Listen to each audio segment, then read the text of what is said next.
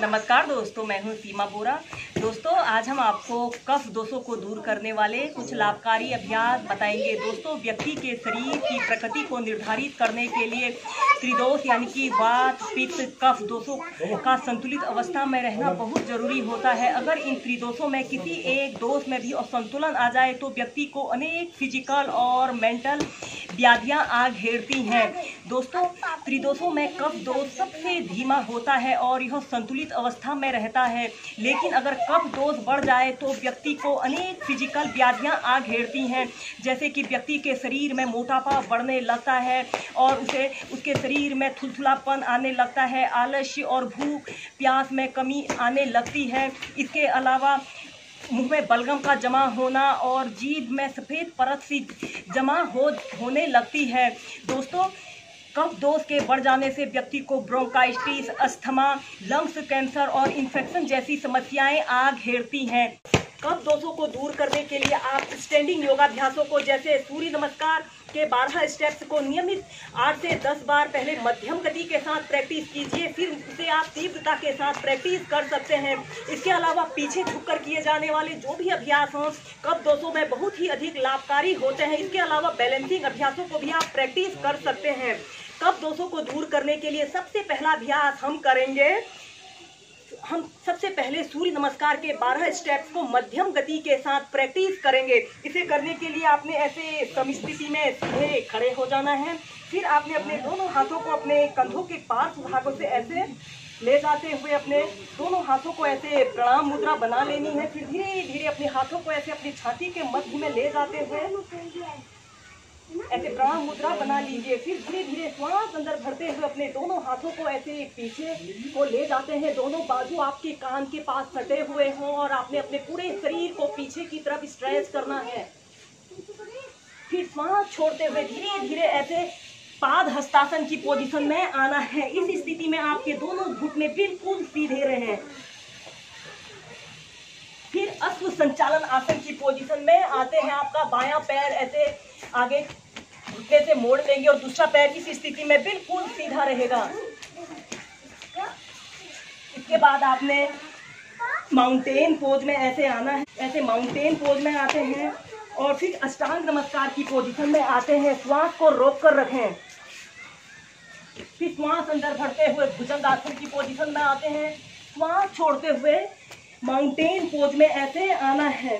इसके बाद आपने अश्व संचालन आसन की पोजीशन में आना है। आपका बायां पैर ऐसे आगे को रहे। फिर पाद हस्तासन की पोजीशन में आते हैं। फिर हस्त उत्तानासन की पोजीशन में आते हैं। फिर प्रणाम आसन की पोजीशन में आते हैं। ऐसे ही सभी आपको आप मध्यम गति के साथ प्रैक्टिस कीजिए। सबसे पहले आपने अपने दोनों हाथों को ऐसे प्रणाम मुद्रा बनाते हुए ऐसे प्रणाम आसन की पोजीशन में आते हैं। श्वास अंदर भरते हुए अपने दोनों हाथों को ऐसे पीछे की तरफ ले जाते हैं। हस्त उत्तानासन की पोजीशन में आते हैं। 5 से 6 ब्रीथ ऐसे ही होल्ड करके रखते हैं। फिर श्वास छोड़ते हुए पाद हस्तासन की पोजीशन में आते हैं। श्वास अंदर भरते हुए अश्व संचालन आसन की पोजीशन में। श्वास छोड़ते हुए माउंटेन पोज में अष्टांग नमस्कार। श्वास को रोक कर रखें। आपकी छाती, आपके घुटने, आपकी ठोंडी, आपके पैर के पंजे जमीन को स्पर्श कर रहे हों। श्वास अंदर भरते हुए भुजंगासन की पोजीशन में आते हैं।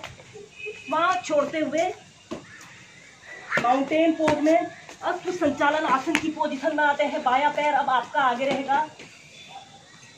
श्वास छोड़ते हुए पाद हस्तासन। श्वास भरते हुए हस्त उत्तानासन।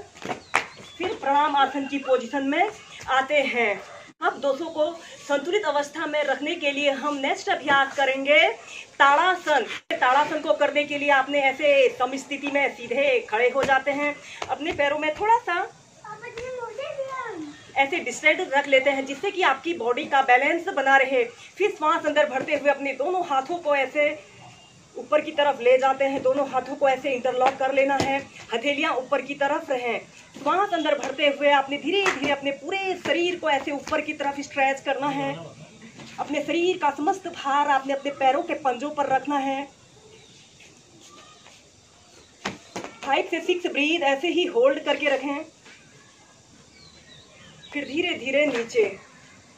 दोस्तों, कफ दोष के बढ़ जाने से व्यक्ति के शरीर में मोटापा बढ़ने लगता है और उसका शरीर थुलथुला सा हो जाता है, जिस कारण उसके शरीर में हर वक्त आलस्य, थकान, चिड़चिड़ापन जैसे लक्षण उभर आते हैं। इन अभ्यासों को करने से आप कफ दोषों को संतुलित अवस्था में रख सकते हैं। श्वास अंदर भरते हुए अपने पूरे शरीर को ऐसे ऊपर की तरफ स्ट्रेच करते हैं। 5 से 6 ब्रीथ आप ऐसे ही होल्ड करके रखते हैं। अपने शरीर का समस्त भार आपने अपने पैरों के पंजों पर ऐसे रखना है, फिर धीरे धीरे नीचे। ऐसे ही इसे आप 5 से 6 बार प्रैक्टिस कीजिए। इसके बाद हम संतुलन का नेक्स्ट अभ्यास करेंगे, वृक्षासन। इसे करने के लिए भी आपने ऐसे ही समस्थिति में सीधे खड़े हो जाते हैं और इसके बाद आपने अपने राइट पैर को उठाकर ऐसे लेफ्ट थाइस के पास ऐसे सटा लेते हैं। ऐसे सटा लेते हैं। किसी एक वस्तु पर अपने ध्यान को केंद्रित करते हुए अपने दोनों हाथों को ऐसे प्रणाम मुद्रा बना लेते हैं।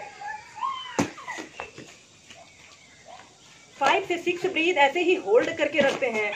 यह एक संतुलन का बहुत ही अच्छा अभ्यास होता है। इसे करने से एकाग्रता बढ़ती है, चित्त की चंचलता दूर होती है, मन एकाग्र होता है। फिर धीरे धीरे ऐसे प्राइमरी स्टेज में आ जाते हैं। ऐसे ही इस अभ्यास को अब हम लेफ्ट साइड से प्रैक्टिस करेंगे। अपने लेफ्ट पैर को उठाकर राइट थाइस के पास ऐसे सटा लेते हैं, फिर अपने दोनों हाथों को श्वास अंदर भरते हुए ऐसे ऊपर उठाते हैं, ऐसे प्रणाम मुद्रा बना लेते हैं। कुछ देर ऐसे ही होल्ड करके रखें।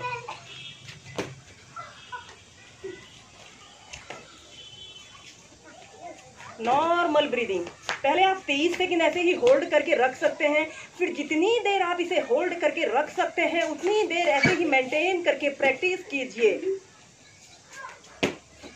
इस दौरान आपने श्वास लेने और श्वास छोड़ने की प्रक्रिया पर ही ध्यान देना है। फिर धीरे धीरे ऐसे प्राइमरी स्टेज में आ जाते हैं। दोस्तों, इसके बाद कफ दोषों को दूर करने के लिए हम नेक्स्ट अभ्यास करेंगे, अर्ध चक्रासना। इसे करने के लिए भी आपने ऐसे ही समस्थिति में सीधे खड़े हो जाना है और अपने दोनों हाथों को ऐसे अपने कमर के पास ऐसे रख लेते हैं। श्वास अंदर भरते हुए धीरे धीरे अपने शरीर को ऐसे पीछे की तरफ स्ट्रेच करते हैं और जितना आप पीछे को जा सकते हैं उतना पीछे की तरफ जाइए। अपने सिर को ऐसे पीछे की ओर लटका लीजिए। 5 से 6 ब्रीथ ऐसे ही होल्ड करके रखें। दोस्तों, यह कफ दोष को संतुलित अवस्था में लाने के लिए बहुत ही अच्छा अभ्यास होता है। Normal breathing. फिर धीरे धीरे ऐसे प्राइमरी स्टेज में आ जाते हैं। कफ दोषों को संतुलित अवस्था में रखने के लिए हम नेक्स्ट अभ्यास करेंगे, उत्कट आसन। इसे करने के लिए भी आपने ऐसे ही समस्थिति में सीधे खड़े हो जाते हैं। अपने पैरों में थोड़ा सा ऐसे डिस्टेंस रख लेते हैं। फिर अपने दोनों हाथों को ऐसे कंधों के समानांतर आपने सीधे कर लेना है। फिर श्वास अंदर भरते हुए धीरे धीरे आपने ऐसे एक काल्पनिक कुर्सी पर आपने बैठने का प्रयत्न करना है। एड़ियां ऊपर की तरफ रहें। आपने अपने पैर के पंजों के बल ऐसे एक काल्पनिक कुर्सी पर बैठने का प्रयत्न करना है। 5 से 6 ब्रीथ ऐसे ही होल्ड करके रखें। फिर एक्सहेल करते हुए धीरे धीरे ऐसे इनहेल करते हुए ऐसे एक काल्पनिक कुर्सी पर बैठिए। एक्सहेल करते हुए ऐसे सेंटर में आते हैं। दोस्तों, इन अभ्यासों के नियमित प्रैक्टिस करने से आप कफ दोषों को दूर कर सकते हैं और स्वस्थ जीवन जी सकते हैं। इसलिए आप अपने 15 से 20 मिनट एवरीडे निकालिए और इन अभ्यासों को प्रैक्टिस कीजिए। वीडियो देखने के लिए धन्यवाद। मेरा यह वीडियो पसंद आए तो लाइक कीजिए, शेयर कीजिए। अगर आपने मेरे चैनल को सब्सक्राइब नहीं किया है, चैनल को सब्सक्राइब करें। धन्यवाद।